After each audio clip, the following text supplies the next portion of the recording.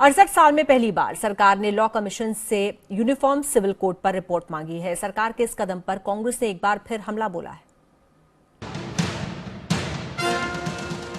हमेशा ही विवादों की वजह रहे यूनिफॉर्म सिविल कोड का शिगुफा फिर से सामने है। केंद्र सरकार ने लॉ कमीशन को इसके हर पहलू पर गौर करने के लिए कहा है। Repeatedly, I used to get questions in the Parliament. Even the Supreme Court also observed in the recent judgments and all that. So I wanted to have a detailed study as far as Common Civil Procedure Code is concerned. So for that reason, I requested the Law Commission to give me a report with regard to all this. आजादी के 68 साल बाद ऐसा पहली बार हो रहा है जब केंद्र सरकार ने सुप्रीम कोर्ट के रिटायर्ड जज जस्टिस बलबीर सिंह चौहान की अगुवाई वाले लॉ कमीशन को ऐसा करने के लिए कहा है। दरअसल यूनिफॉर्म सिविल कोड का मतलब देश के सभी नागरिकों के लिए एक समान कानून बनाना है। संविधान के आर्टिकल 44 के तहत यूनिफॉर्म सिविल कोड लागू करना राज्य की ड्यूटी है। मौजूदा वक्त में हिंदू और मुसलमानों के लिए अलग अलग पर्सनल लॉ हैं।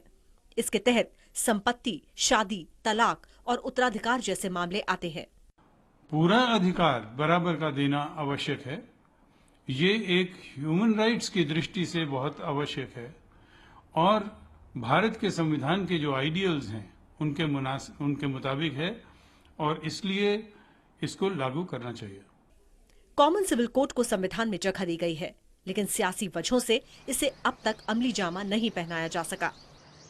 सवाल आज केवल इतना है, हमारे देश में घृणा का माहौल खत्म हो, हमारे देश में बंटवारे की राजनीति खत्म हो, हमारे देश में क्षेत्रवाद के आधार पर लोगों को बांटने का षड्यंत्र खत्म हो। जिस दिन ये खत्म हो जाएगा उस दिन इस प्रकार के कानून स्वयं लागू हो जाएंगे। आप पंथ निरपेक्ष और व्यक्तिक कानून दोनों एक साथ लेकर लंबे समय तक नहीं चल सकते हैं। यदि ऐसी कोशिश करेंगे तो समाज में चरमराहट होगी, जो चरमराहट हम आए दिन देखते हैं। और यूनिफॉर्म सिविल कोड को जेंडर जस्टिस के साथ जोड़कर देखना चाहिए। देश में यह मामला पहली बार आजादी से पहले 1840 में उठा था, लेकिन आजादी के बाद 1985 में शाहबानो केस के वक्त ये मुद्दा सुर्खियों में आ गया।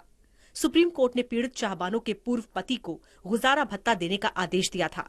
कोर्ट ने अपने फैसले में कहा था कि पर्सनल लॉ में यूनिफॉर्म सिविल कोड लागू होना चाहिए, लेकिन तत्कालीन राजीव गांधी सरकार ने सुप्रीम कोर्ट के फैसले को पलट दिया और संसद से एक विवादास्पद बिल पास करा लिया। Team news world India.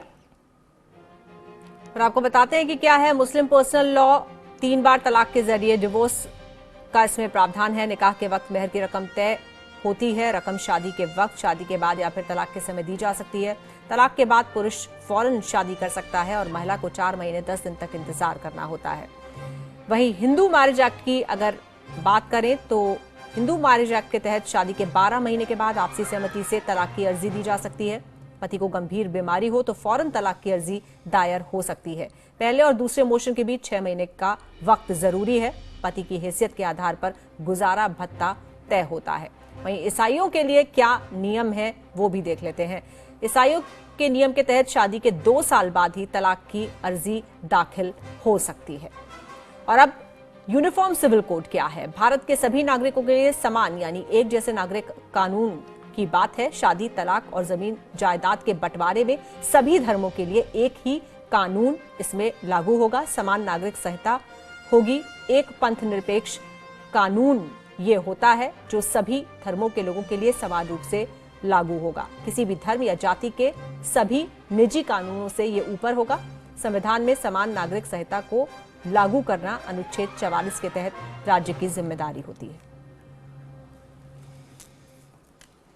और समान नागरिक संहिता पर मुस्लिम धर्मगुरु मौलाना साजिद रशीद ने कहा कि यह बीजेपी और आरएसएस का एजेंडा है और भारत जैसे देश में इसे लागू करना मुश्किल है। कॉमन सिविल कोड ये बीजेपी और आरएसएस का अहम मुद्दा है। अपने इस मुद्दे को ये किसी हाल में छोड़ नहीं सकते। लेकिन ये भी सच है कि हिंदुस्तान जैसे मुल्क में जहां सभी तरह के लोग रहते हैं, सभी धर्मों के मानने वाले रहते हैं, सभी रिलीजियस को फॉलो करने वाले रहते हैं, वहां पर ऐसी जगह पर कॉमन सिविल कोड का लाना बहुत ही मुश्किल काम है।